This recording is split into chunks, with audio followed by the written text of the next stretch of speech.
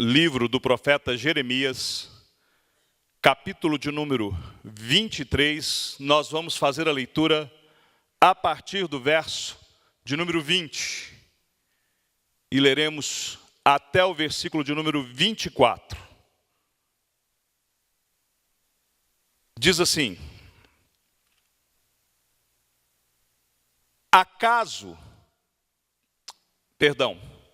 não se desviará a ira do Senhor, até que ele execute e cumpra os desígnios do seu coração. Nos últimos dias entendereis isso claramente. Não mandei estes profetas, todavia eles foram correndo. Não lhes falei a eles, contudo profetizaram.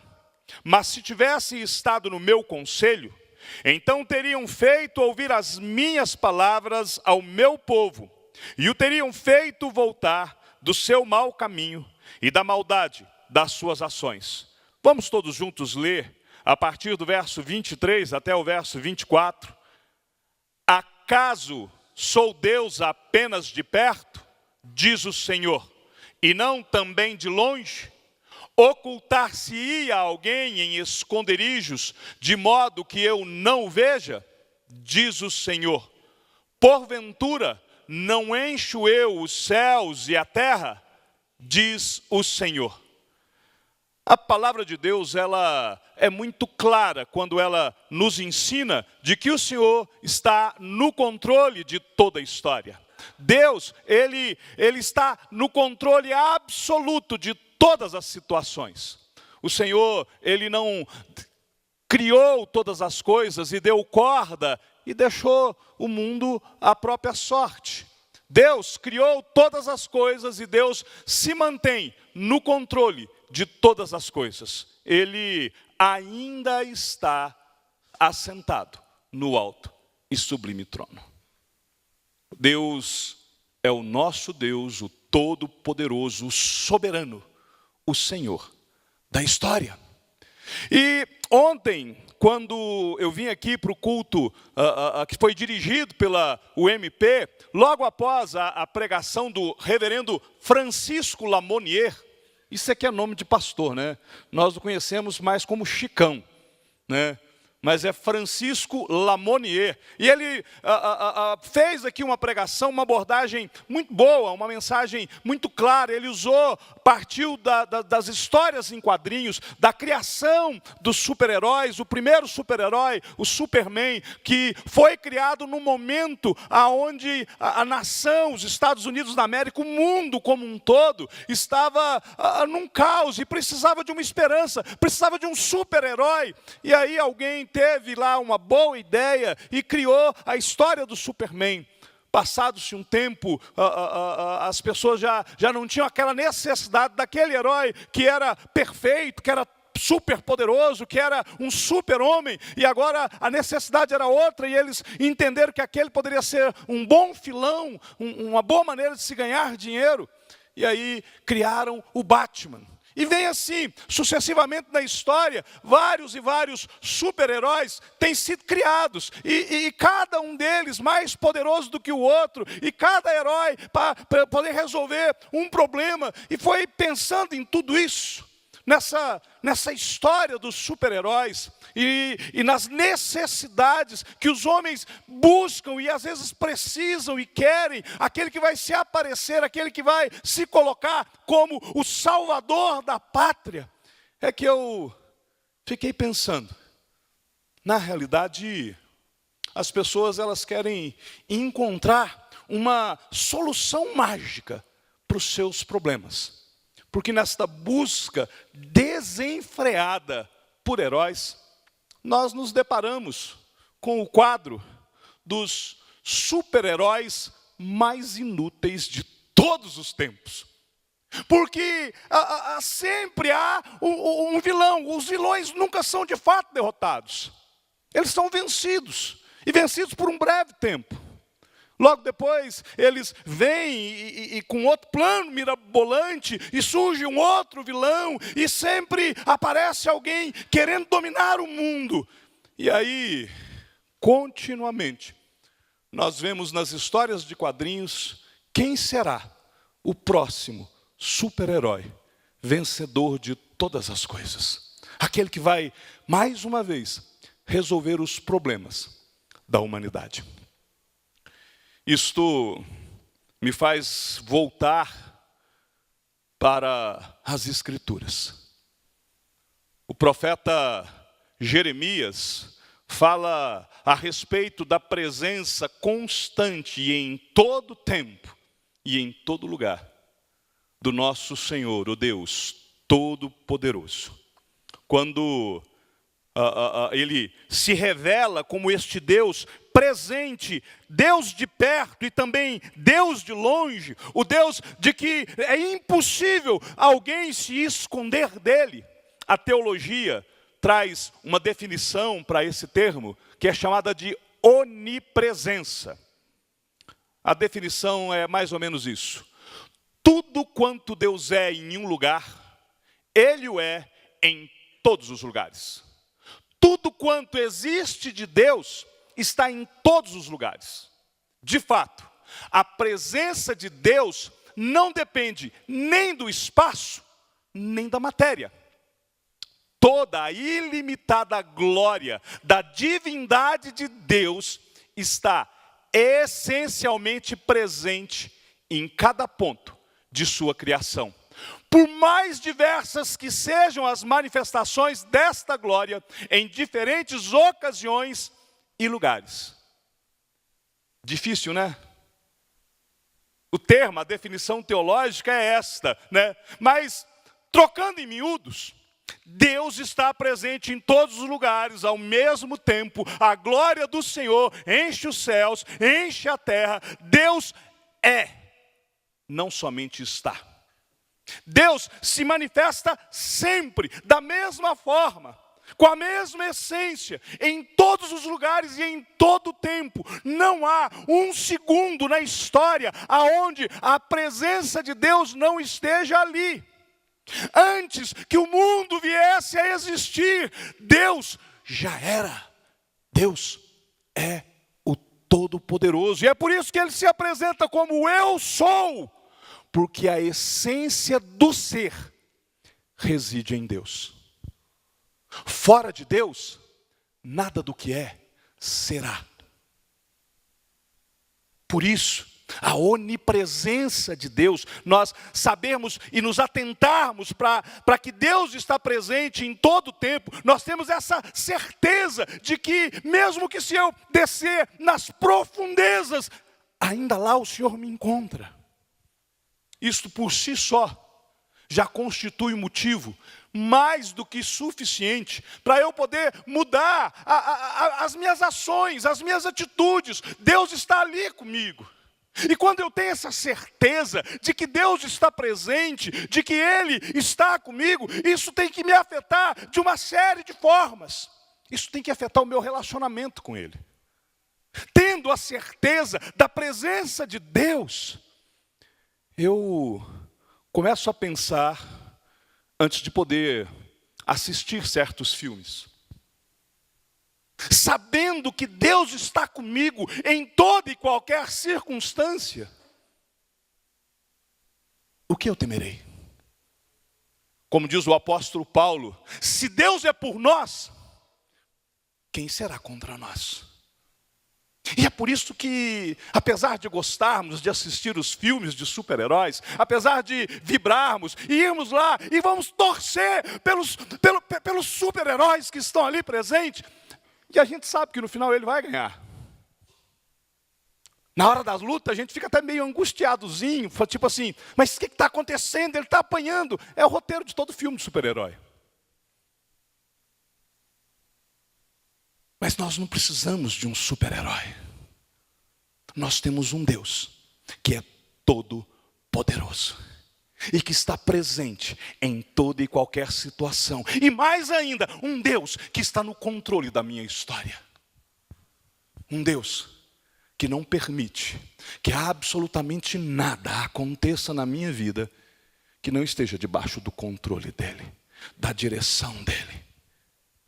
Quando nós percebemos essas situações que nos cercam, quando nós nos apercebemos das crises que se abatem sobre a nação, quando nós olhamos as dificuldades que às vezes temos que enfrentar, às vezes o nosso coração humano começa a se angustiar e a gente começa a fazer certas perguntas.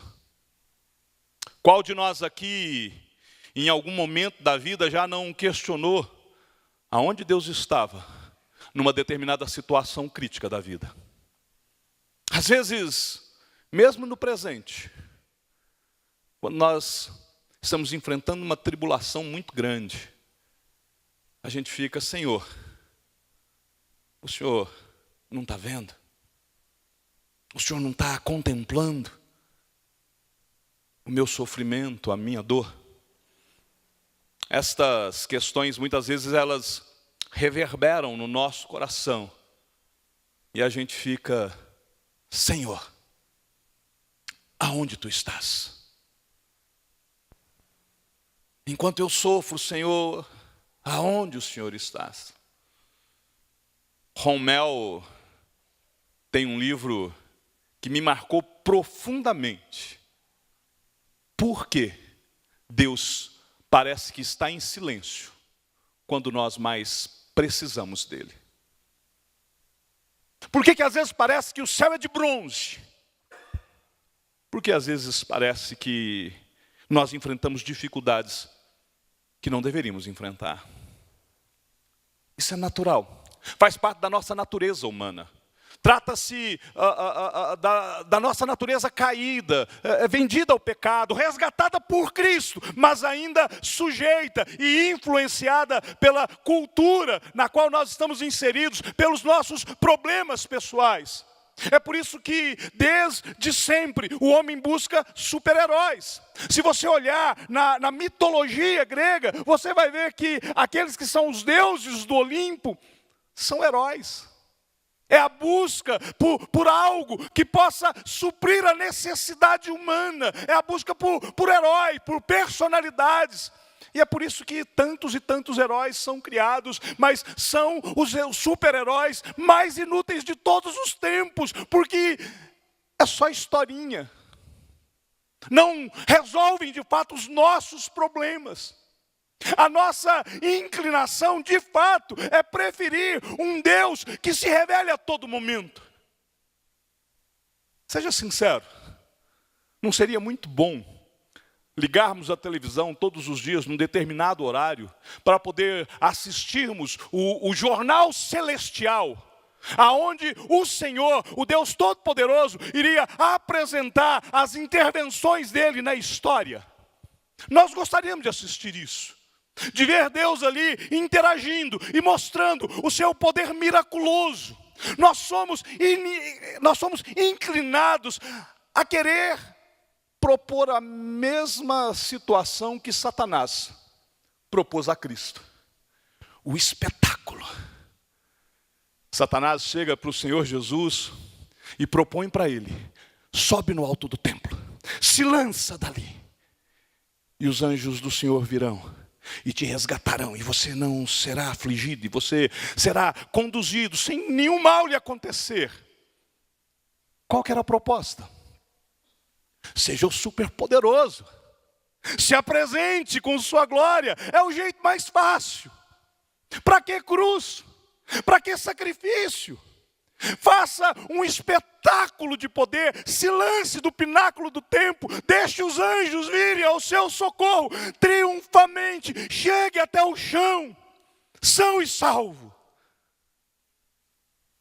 E aí as pessoas se prostrarão.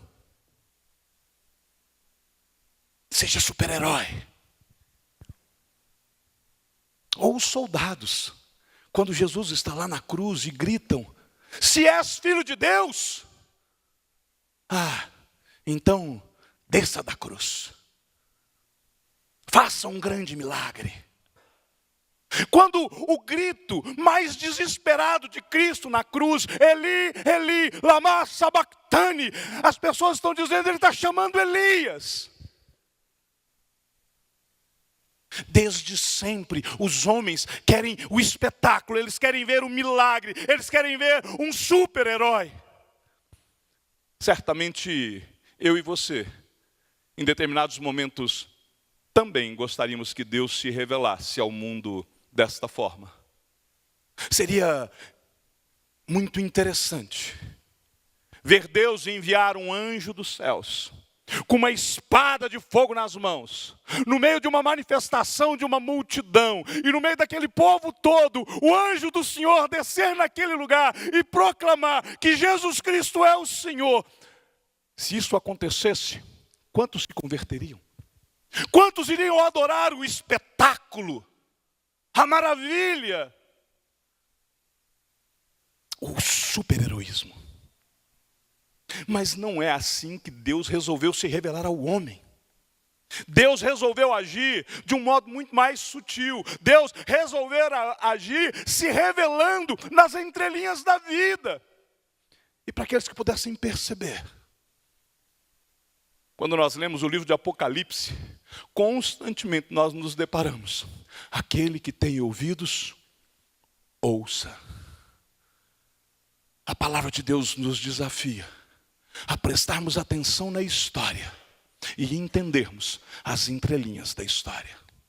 Deus está no controle. E nós precisamos aprender a enxergar Deus em todo o tempo. Nós precisamos aprender a enxergar Deus em todos os lugares.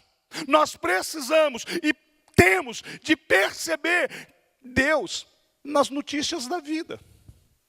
As notícias que às vezes chegam até nós. A história não está correndo à parte do controle de Deus. Ele é o Senhor da história. E Ele o será para sempre.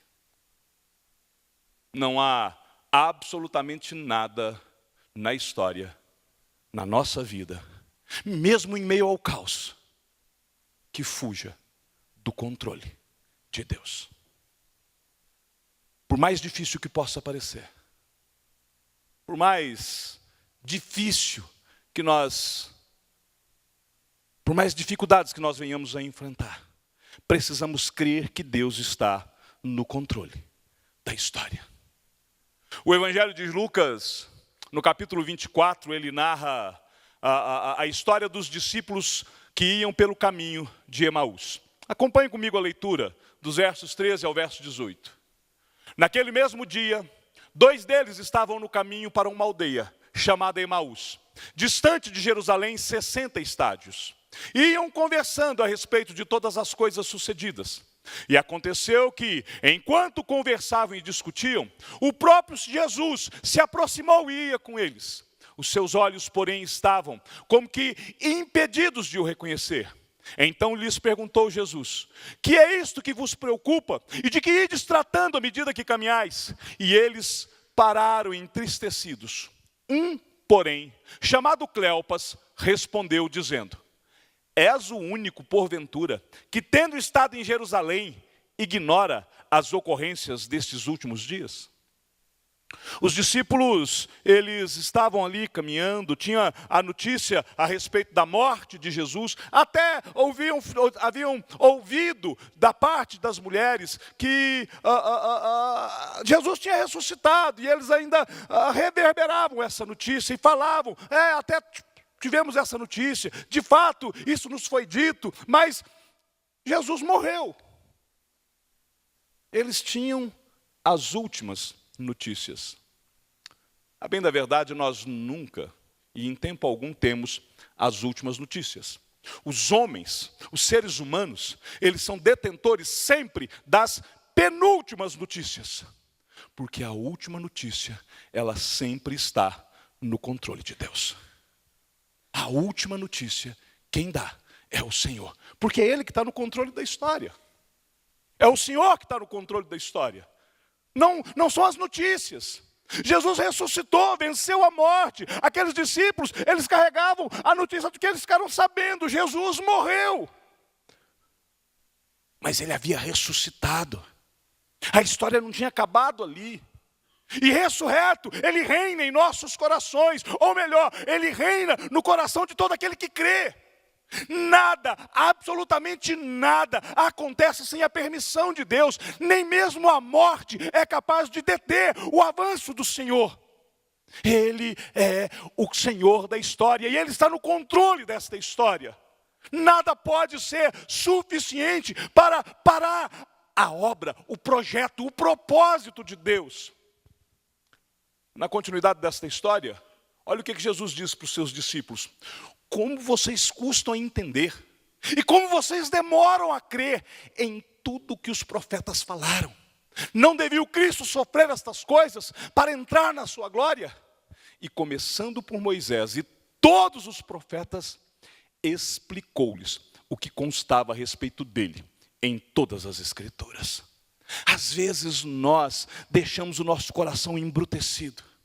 Às vezes nós não queremos crer no controle de Deus. Às vezes nós não damos ouvido àquilo que o Senhor está nos falando. Quer seja através da palavra, quer seja através de um bom livro, quer seja através de um amigo, quer seja através de uma mensagem, um sermão. O Senhor, Ele nos dirige, Ele coordena os nossos passos. Por isso, quem tem ouvidos, ouça.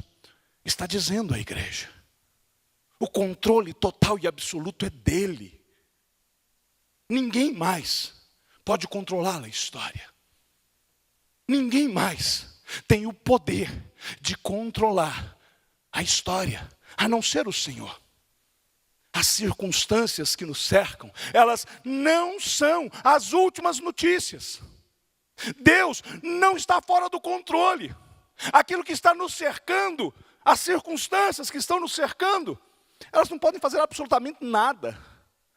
Porque Deus está no controle daquilo que me cerca.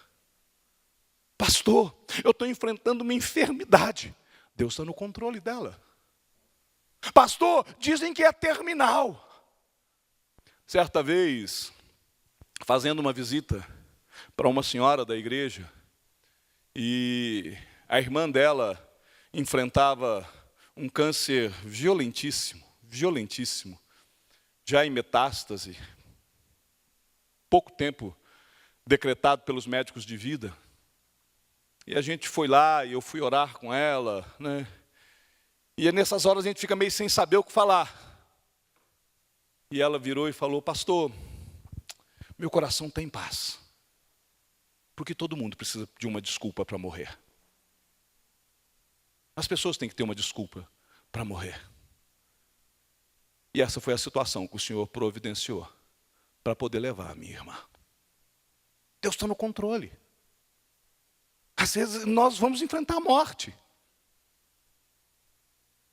Se não for agora, daqui a muitos anos. Eu espero que seja daqui a muitos anos. Mas o Senhor está no controle. E nós nos rendemos, nós nos submetemos ao Senhor da história. Talvez você tenha as notícias de ontem, talvez você tenha até as notícias da última hora.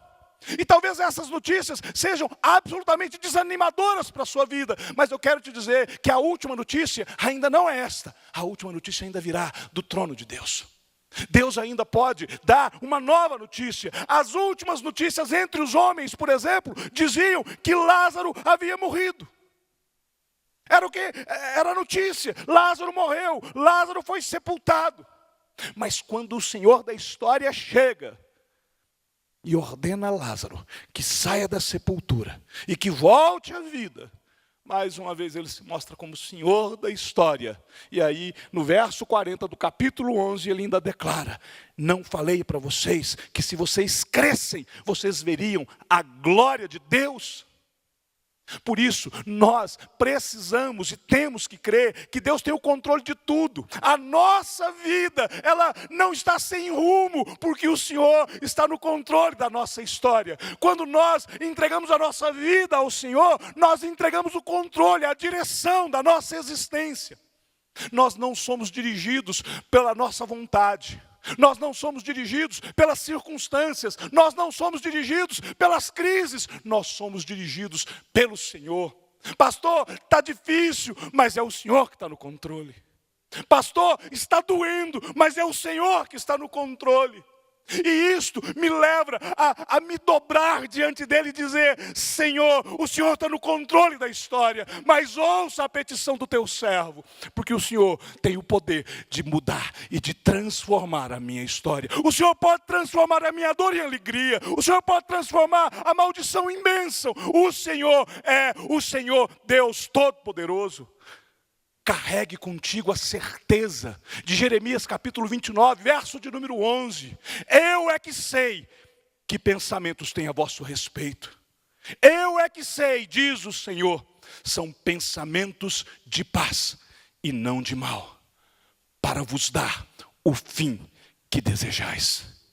E é por isso, meus queridos, que nós então temos que buscar Deus em todas as histórias e tentar encontrar Deus nas entrelinhas das notícias. Eu não sei quais são as notícias que batem à sua porta, mas eu sei que nas entrelinhas dessas notícias, Deus está ali presente. Precisamos desenvolver uma percepção mais crítica, mais refinada a respeito das coisas que estão acontecendo ao nosso redor. Deus não é refém da história, Ele está no controle dela. Deus não é refém das nossas decisões, Ele coordena as nossas decisões. Lembra do profeta? Ah, Senhor, eu não vou para Nínive, eu vou para Tarsis. Mas o Senhor não está refém da vontade do profeta. Deus faz com que ele se renda. Deus faz que ele seja lançado ao mar. Deus envia um grande peixe. Deus faz com que ele se dobre no ventre do peixe, no controle da história, para que ele pudesse então dizer: Senhor, eu agora me submeto à tua direção. Teria sido muito mais fácil para Jonas obedecer desde o princípio. Mas o controle de Deus da história faz com que ele vá e cumpra aquilo para que ele foi designado. Precisamos aprender a ler as entrelinhas de todas as nossas circunstâncias. Os projetos de Deus não serão frustrados. Então, qual é o meu papel? Aonde Deus me colocou? O que Deus requer de mim? O que Deus quer que eu faça? Infelizmente, o ceticismo tem alcançado muitos cristãos. Até líderes têm se rendido ao ceticismo. É comum ouvir frases do tipo: ah, nós não podemos espiritualizar tudo. Ah, não, porque não é bem assim. Até parece que o Deus de ontem não é mais o Deus de hoje. Até parece que ele ainda não está no controle. Nós não somos daqueles que retrocedem. Nós não somos daqueles que duvidam. Nós somos daqueles que creem e que avançam em nome do Senhor. É claro que nós devemos ter bom senso. Nós devemos cuidar das coisas de Deus e devemos ter bom senso. A nossa direção, ela precisa ser espiritual. Como nos ensina a palavra, nós devemos andar de acordo com a vontade do Espírito e não de acordo com o nosso próprio desejo. Não de acordo com o desejo da nossa carne, né? E quando nós nos deparamos com essas notícias, as mais diversas, nós estamos vivendo um tempo aqui muito particular. Não tem gasolina. A gente está aí, né? Quando aparece uma fila, aparece a gasolina e uma fila de 20 quilômetros logo atrás, né? Literalmente tem muita gente andando pela fé. Liga o carro e fala: Senhor, multiplica. Mas Deus ainda está no controle. E Ele ainda sabe o que está acontecendo. Eu não vou deixar me abater por essas notícias de violência, medo, imoralidade, corrupção, escândalo político, fome, desemprego, recessão, escândalo religioso. Nada disso vai me abater. Aliás, a Bíblia diz que no final dos tempos as coisas seriam assim. Então, a única coisa que, quando eu me deparo com essas notícias é: o rei está voltando. Ele está no controle da história. A gente está ouvindo como nunca: agora tem paz. Não, já não há paz. Agora tem guerra. Não, já não tem guerra. E isso só me mostra Deus no controle da história e a palavra dele se cumprindo. A Bíblia nos afirma que no final dos tempos o amor se esfriaria de quase todos, e nós temos visto isso. Nós temos visto uma igreja às vezes apática diante da calamidade social. Nós temos visto uma igreja que já não se importa tanto, que já não lê as notícias com o coração apertado. Cristãos que não se colocam mais em intercessão diante do sofrimento alheio. Crentes que estão brigando uns entre os outros, mas fazendo absolutamente nada ou muito pouco pelo reino. De vez em quando eu entro no Facebook e todas as vezes que começam a aparecer notícias para mim sobre posicionamento político, eu costumo clicar no perfil daquela pessoa e eu vou lá. E a maioria das pessoas que eu vejo defendendo ferrenhamente as suas convicções políticas não tem um versículo publicado no seu perfil. Não convidam ninguém para poder se render a Cristo, mas convidam a todos para se convencerem do seu posicionamento político. E eu faço isso com as pessoas que publicam sobre time de futebol. E aí eu leio nas entrelinhas. Sabem tudo do time de futebol. Sabe quando ele vai jogar. Sabe o nome dos 11 jogadores, do técnico, dos reservas. Mas você pergunta o nome dos apóstolos e ele não se lembra de um.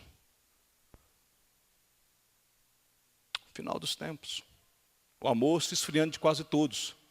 O afastamento abrangendo a todos.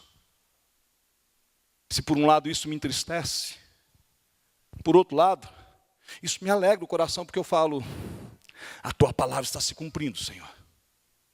E o Senhor está no controle da história. E é por isso que muitos são chamados e poucos são os escolhidos. É por isso que poucos acertam pelo caminho, porque o caminho é estreito. Precisamos aprender a enxergar Deus nessas entrelinhas e olhar para a nossa vida, para as entrelinhas da nossa história, como nós estamos reagindo diante de tudo isso. Como está a nossa vida de oração, como está a nossa devoção ao Senhor, como está a nossa subserviência às ordenanças do Senhor nas Sagradas Escrituras. Precisamos ler as entrelinhas dessas notícias. Em 1950, foi fechada a China para o Evangelho. Todos os missionários estrangeiros que estavam lá foram expulsos, né? E eles ficaram aflitos.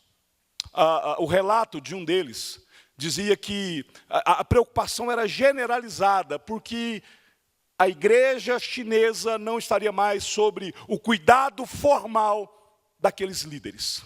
Os missionários foram colocados para fora da China, a igreja ainda era muito recente, muito nova, e aí a preocupação era muito grande. Vai acabar a igreja na China. Todavia, eles expulsaram, o governo chinês expulsou os missionários estrangeiros. Mas ele não tinha poder para expulsar de lá o Espírito Santo. E o Espírito Santo continuou agindo na vida daquela igreja. Há pouco tempo atrás, conversando com um missionário que esteve na China, já pregou aqui, reverendo Mário Freitas. Ele hoje trabalha envolvido com a missão de apoio à igreja sofredora. E conversando com ele sobre a China, ele pegou e falou assim, nós não temos dados muito claros, porque a igreja existe lá. Ela está espalhada em casas. E ela pode se reunir só a poucas pessoas, no máximo 9, 10 pessoas, e não pode se reunir sempre. Mas eles ainda creem, evangelizam, discipulam, pregam a palavra.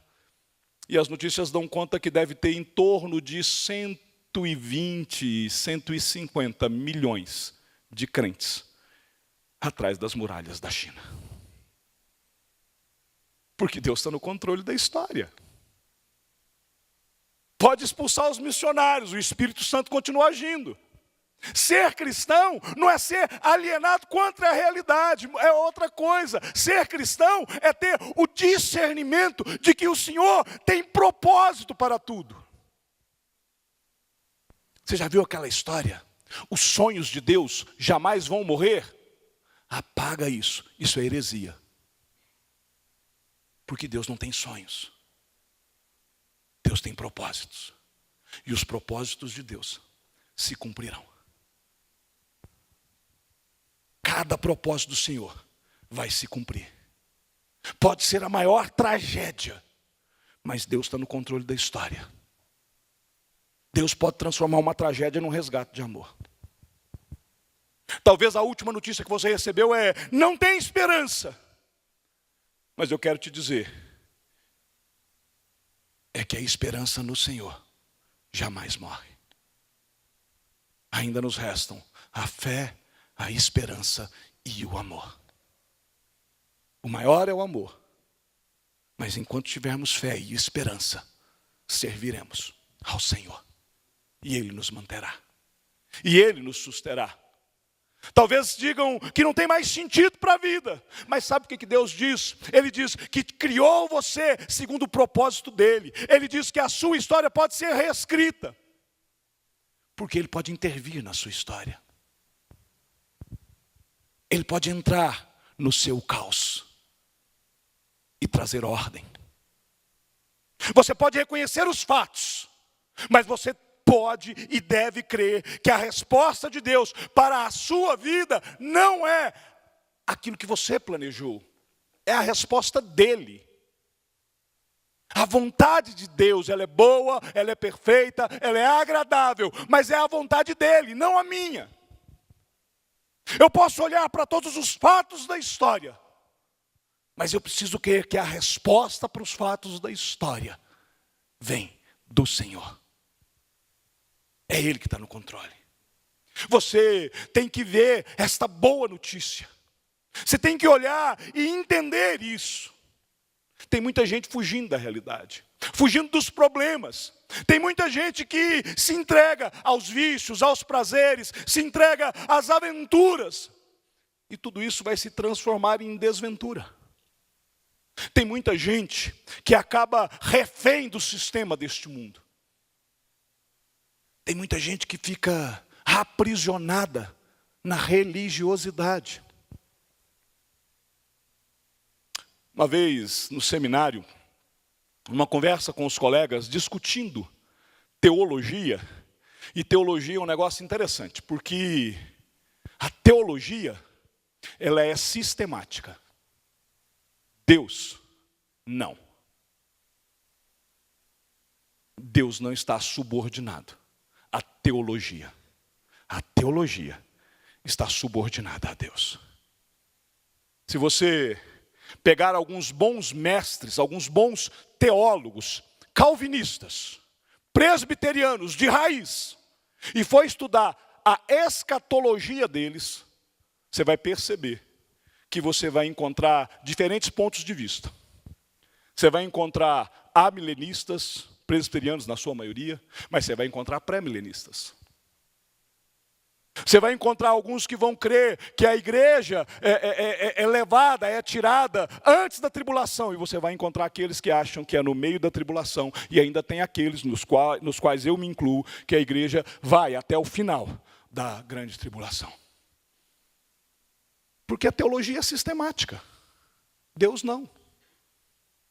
Deus não está sujeito a regrinhas humanas. Deus não pode ser colocado dentro de uma caixinha. E a gente coloca Deus na caixinha, coloca a tampa na caixinha, aí a gente abre a caixinha e fala, estou entendendo. Aí fecha a caixinha, coloca a caixinha debaixo do braço e fala, entendi tudo. Você não entendeu nada, porque a caixinha estava vazia. É igual a história do menino que acha que prendeu o Saci Pererê dentro da garrafa. Ou então uma outra, vivida por mim. No início do meu ministério, eu fui trabalhar com plantação de igreja, 2 anos. E durante 1 ano e meio eu fiquei restrito à cidade de Nova Serrana, mas os últimos 6 meses o presbitério me colocou como supervisor dos campos missionários. Havia uma dificuldade financeira no presbitério, então o melhor era colocar um único pastor para poder percorrer os campos. Então, cada semana eu tinha que ir para um determinado campo. Um final de semana eu estava em Pará de Minas, no outro estava em Mateus Leme, no outro estava em Biquinhas, uma cidade bem pequenininha. E uma vez, na cidade de Biquinhas, eu fui lá para... dava a escola dominical, ministrava a ceia, pregava no culto à noite. E quando eu cheguei, logo de manhã, já ia começar a escola. O ônibus havia atrasado, então eu cheguei em cima da hora para começar a escola dominical. E havia um senhor sentado lá, e o evangelista chegou e falou: pastor, esse homem quer falar com o senhor. Eu disse para ele que o pastor vinha essa semana, ele procurou aqui, perguntou quem era o pastor, eu falei que o pastor só vinha aqui uma vez por mês, e eu disse que era nesse final de semana, e ele então falou assim: não, eu venho domingo, ele chegou aqui cedo, ele está aqui sentado esperando o senhor. E eu peguei, fui lá, cumprimentei, falei assim: meu irmão, olha, eu tenho que dar a escola dominical, eu não posso conversar com o senhor agora, depois da escola dominical a gente conversa, tudo bem? Tudo bem, pastor. E aí ele ficou, participou da escola dominical, e eu, enquanto ministrava, olhava para ele, e ele preocupado. E ele tinha um embornal, uma bolsa costurada de pano, né? E ele mexia naquele embornal e olhava, né? E inquieto. E eu falei: gente, esse homem está com algum problema muito sério. Terminei a escola dominical, cumprimentei as pessoas, orei com alguns, e aí eu falei assim: nós agora podemos conversar. Aí ele pegou e falou: pastor, a gente pode conversar em particular? Eu falei: podemos, meu irmão. Aí saímos, fomos para uma salinha que tinha lá no fundo, e ele abriu o embornal. E tirou de dentro do embornal uma garrafa PET, com metade de água, e fechada. E ele tremia. E ele falou: sabe o que é, pastor? Eu estava escutando a rádio, e tinha um pastor pregando.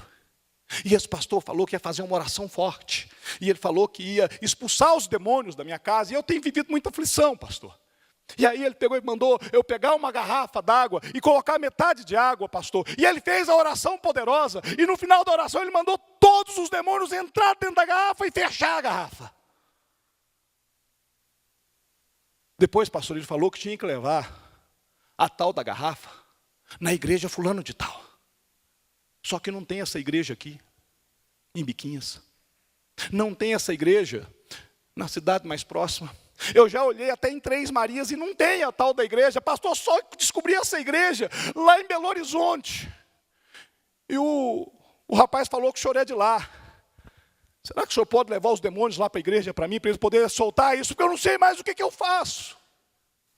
Aprisionado na religiosidade. Não aprendeu a reconhecer os fatos. Não aprendeu a discernir a história. Não entendeu que salvação é pela graça. Não importa, meu querido, até onde você se envolveu na sua vida de prática de pecados. Eu posso te garantir que muito provavelmente eu me envolvi muito mais do que você. Mas eu sei que com Deus no controle da história, Ele transforma a pior de todas as histórias numa história de bênção. Talvez você já tenha buscado solução para a sua vida na filosofia, talvez no espiritualismo, talvez numa religião cheia de dogmas e de outras formas. E você ainda não encontrou a solução. Talvez você ainda esteja na busca do herói todo-poderoso que chegará para resolver a situação.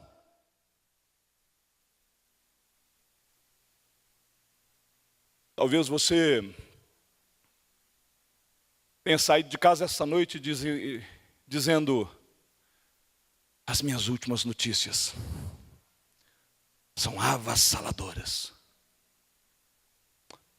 Mas nesta noite eu quero te dizer que as últimas notícias que você tem são só as penúltimas. Porque as últimas notícias estão registradas nas Escrituras. E lá diz que não há salvação em nenhum outro, porque debaixo do céu não há nenhum outro nome dado aos homens pelo qual devamos ser salvos. A última notícia é: Jesus Cristo é a solução para a sua vida. Ele é a solução para a sua história. Ele é a luz para o seu caminho. Ele é o pão que sacia a tua fome. Ele é a porta que se abre para aqueles que estão sem esperança. Jesus, Ele é o Senhor da história. E esta é a principal notícia da sua vida. Ele é o único caminho. Ele é a única verdade.